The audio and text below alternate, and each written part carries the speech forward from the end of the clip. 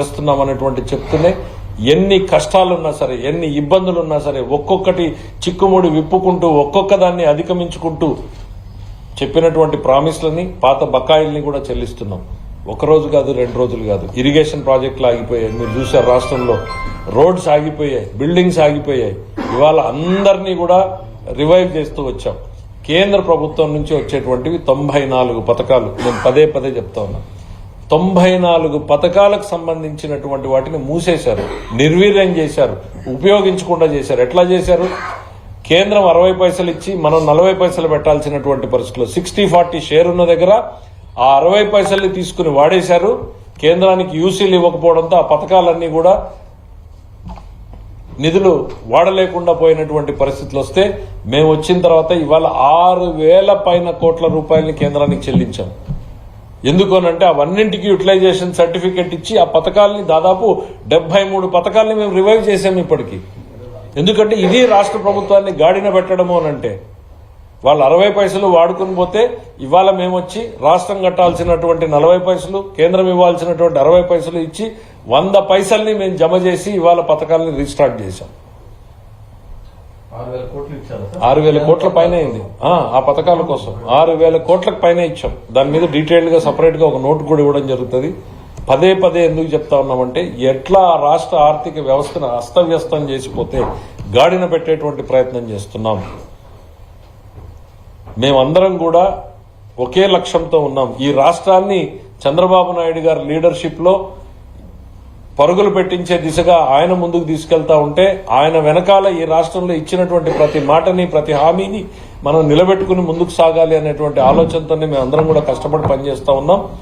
ఈరోజు రాష్ట్ర ప్రభుత్వం ప్రజానీకానికి సంక్రాంతి శుభాకాంక్షల్ని ఈ సందర్భంగా ప్రతి ఒక్కరికి కూడా తెలియజేసుకుంటూ ఈ ప్రభుత్వం మీది, మీకోసమే నిరంతరం పనిచేస్తూ ఉంటుంది అనేటువంటి నమ్మకాన్ని ఈ పండుగ సందర్భంగా మరొకసారి మీ అందరికీ కూడా గుర్తు చేస్తున్నాం. చిన్న ఉద్యోగస్తులు కావచ్చు, చిన్న కాంట్రాక్టర్లు కావచ్చు, చిరు వ్యాపారులు కావచ్చు, లేకపోతే విద్యార్థులు కావచ్చు, ఉద్యోగులు కావచ్చు, మా రైతన్నలు కావచ్చు, లేకపోతే మా మహిళా సోదరీమణులు కావచ్చు, ప్రతి ఒక్కరికి కూడా బాసటగా నిలవడం కోసమే ఈరోజు ఈ ప్రభుత్వం పనిచేస్తూ ఉంటుందనేటువంటి తెలియజేసుకుంటూ సంక్రాంతి సందర్భంగా శక్తికి మించి ఇవాళ ఈ అన్ని వర్గాల వారికి బాసటగా నిలిచేటువంటి ఈ ప్రభుత్వాన్ని మీరందరూ కూడా మనస్ఫూర్తిగా ఆశీర్వదించాలని కోరుతూ ప్రతి ఒక్కరికి కూడా సంక్రాంతి శుభాకాంక్షలు. Thank you. 10 లక్షలపై ఇప్పుడు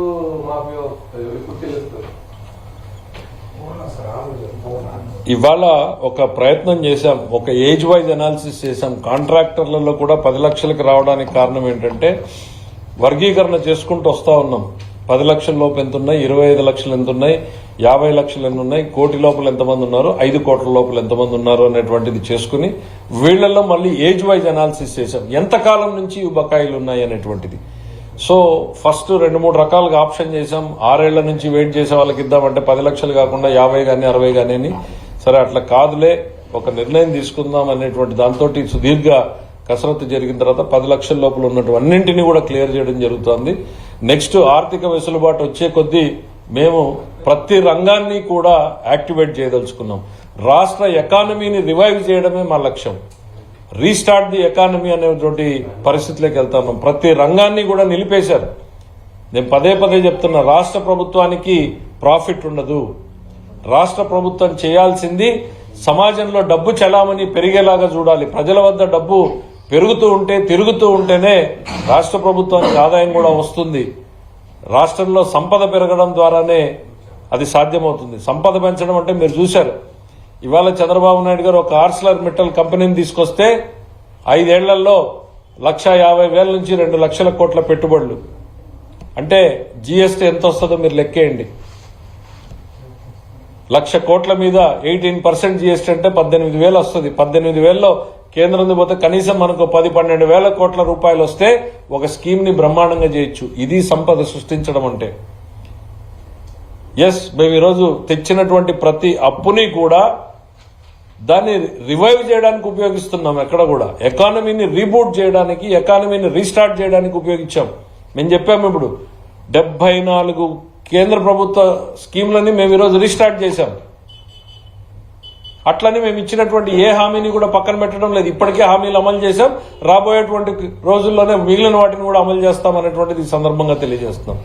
థ్యాంక్ యూ. ఇప్పుడు కొన్ని జాబ్స్ కి సంబంధించి ఫైనాన్స్ డిపార్ట్మెంట్ అప్రూవల్ కావాలి, మరి ఎడ్యుకేషన్ అది ఏమైనా వచ్చిందా? ఏమి జాబ్స్ అండి స్పెసిఫిక్? చేస్తుంది